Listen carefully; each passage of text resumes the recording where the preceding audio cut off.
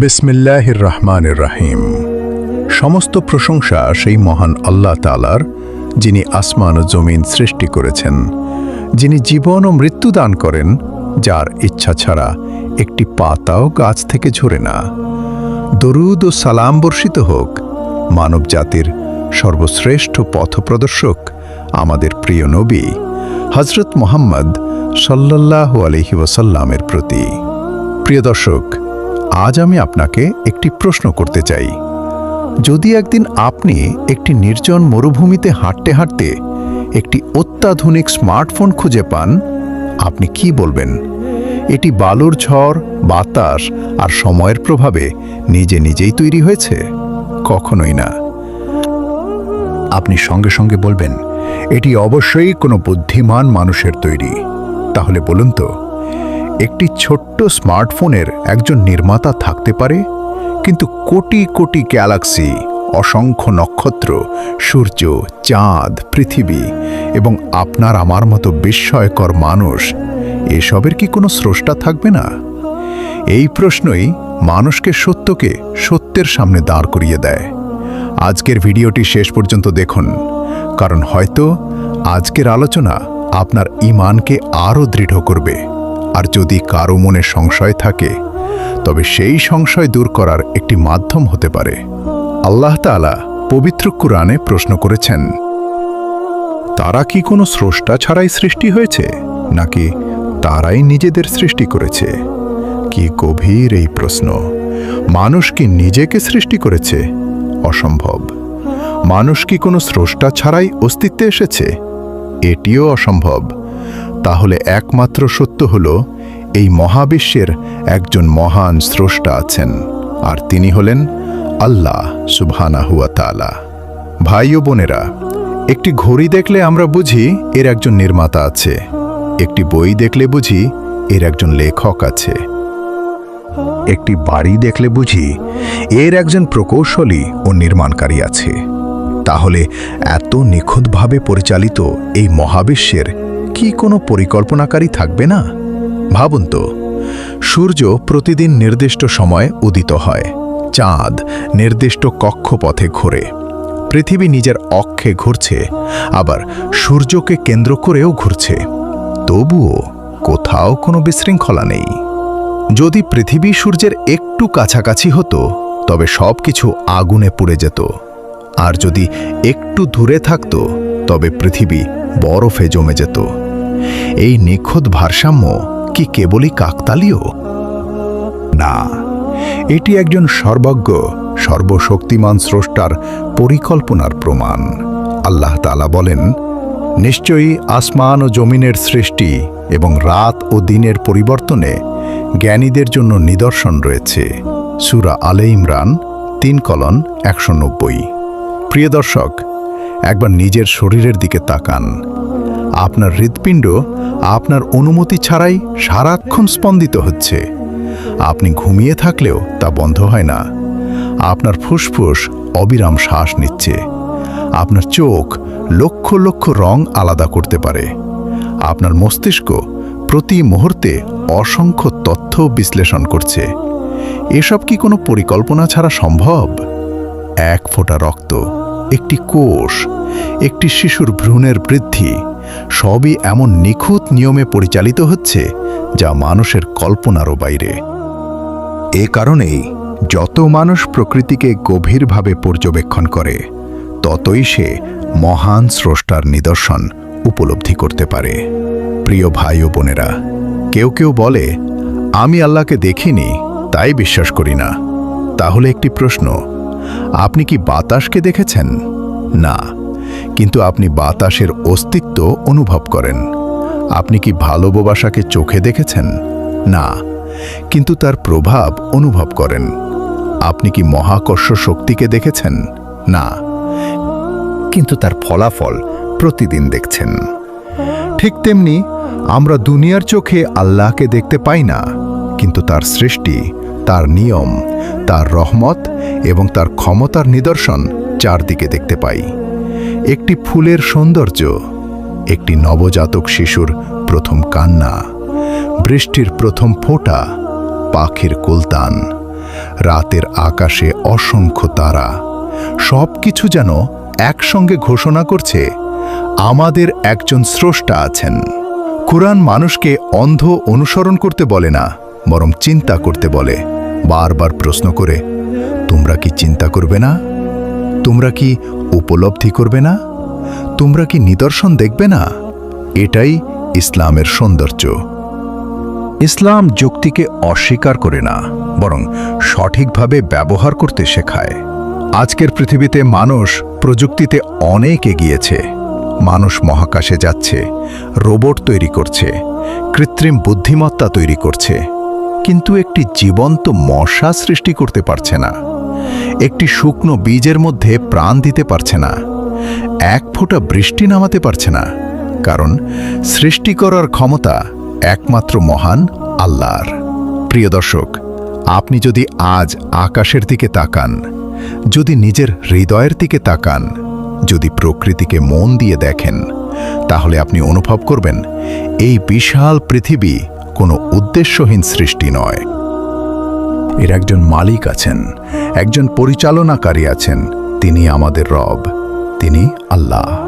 আর এই সত্যকে অস্বীকার করা যায় না, শুধু উপেক্ষা করা যায়।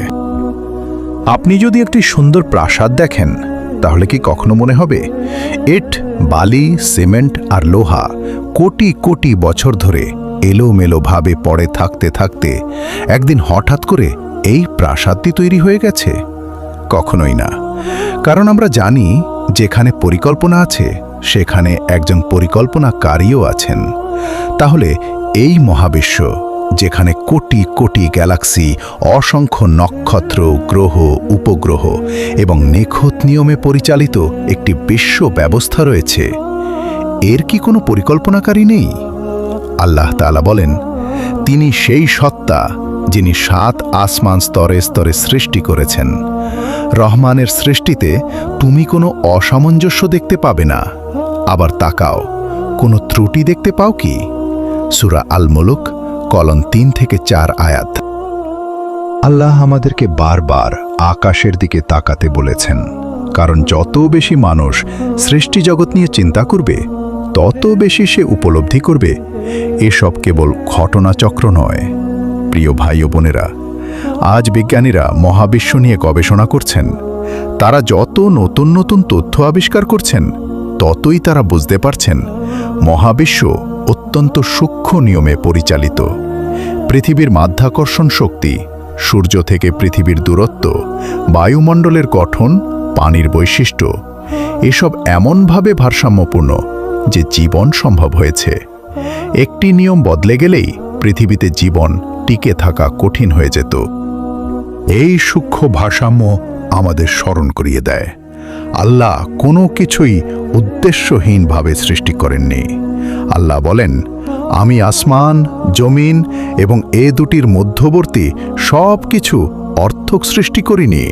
সূরা সাদ আয়াত নাম্বার 27। এবার নিজের সৃষ্টি সম্পর্কে চিন্তা করুন। আপনি এক সময় কিছুই ছিলেন না, তারপর আল্লাহ আপনাকে মাতৃগর্ভে সৃষ্টি করলেন। একটি অতি ক্ষুদ্র সূচনা থেকে ধাপে ধাপে আপনার হাত, পা, চোখ, কান, হৃৎপিণ্ড সব কিছু গঠন করলেন।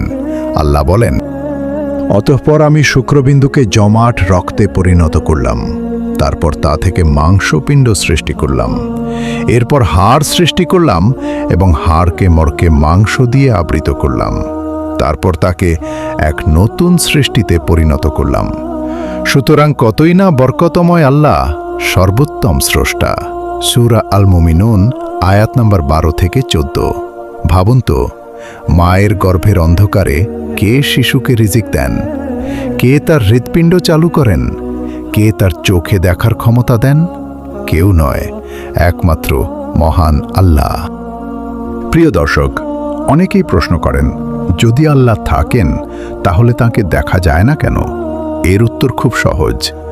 আমরা এই পৃথিবীতে অনেক বাস্তব জিনিসের অস্তিত্ব, তাদের প্রভাব দেখে বিশ্বাস করি। আমরা বাতাস দেখি না, কিন্তু অনুভব করি।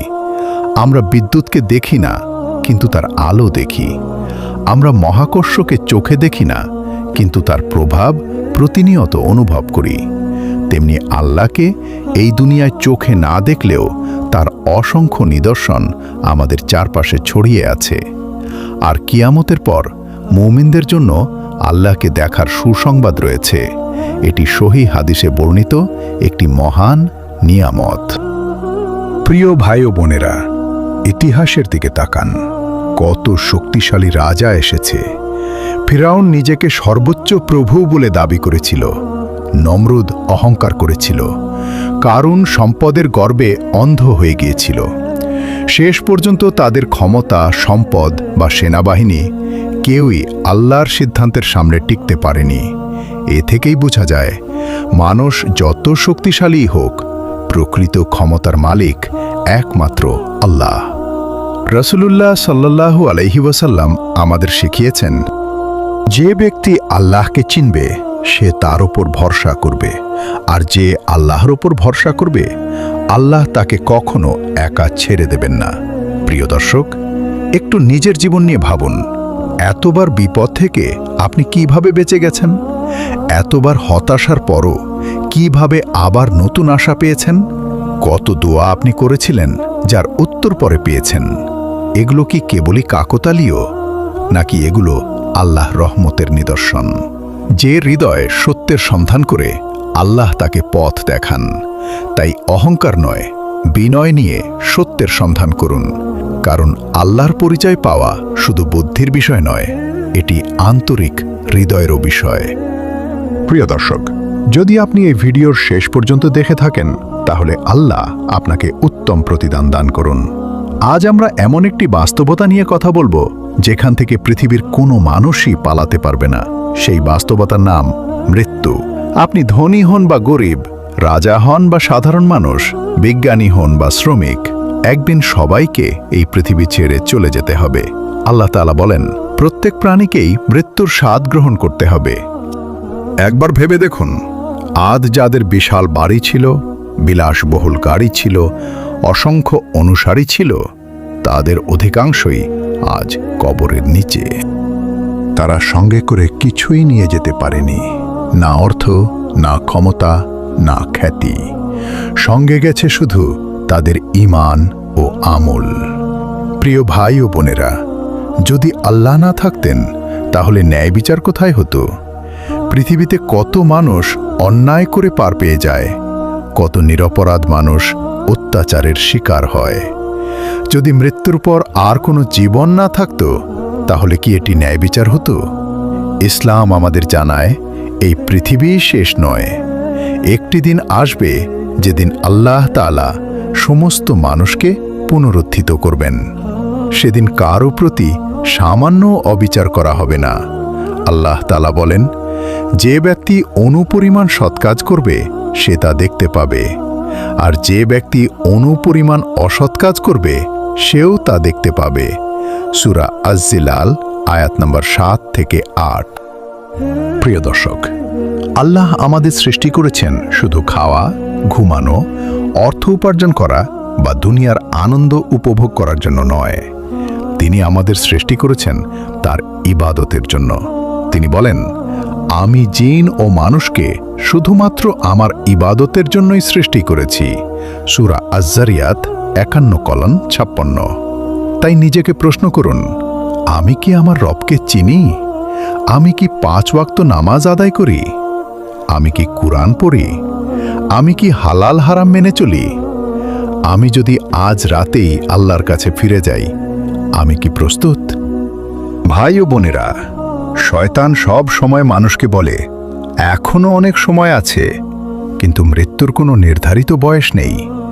কত তরুণ আজ পৃথিবীতে নেই, কত মানুষ সকালে সুস্থ ছিল, রাতে আর বেঁচে নেই।